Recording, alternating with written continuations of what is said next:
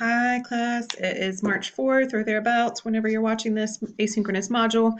We're going to, or Tuesday, we talked about disability and gender and that intersection. This is going to continue talking, basically the rest of the class semester. We're going to continue to talk about the intersections that disability has with other identities, and so some more socially constructed than others.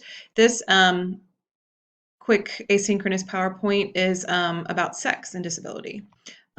Things to think about while you're watching the video later in this PowerPoint, as well as doing the readings for this week. Why is sexuality and disability considered the final frontier of the disability rights movement?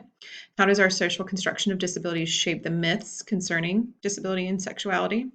And then this next one for sure, think about, because we're going to talk about it and unpack it a bit in class on Tuesday. How do our values concerning sexuality and disability shape our understanding of who's worthy of intimacy, love, and pleasure?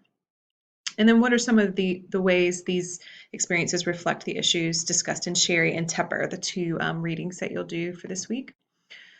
So again, here's a couple of questions that we will unpack together. So if you wanted to jot some things down as you're reading and watching, that would be great. How does our social construction of disability shape the myths concerning sexuality and folks with disabilities? And then how do our values concerning sexuality and disability shape our understanding of who's worthy of intimacy, love, and pleasure?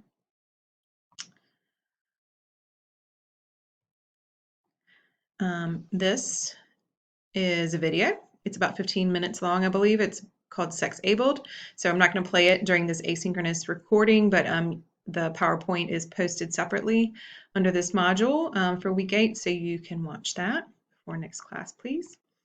And the next class will be on the 9th. So that'll be week 9 of our class.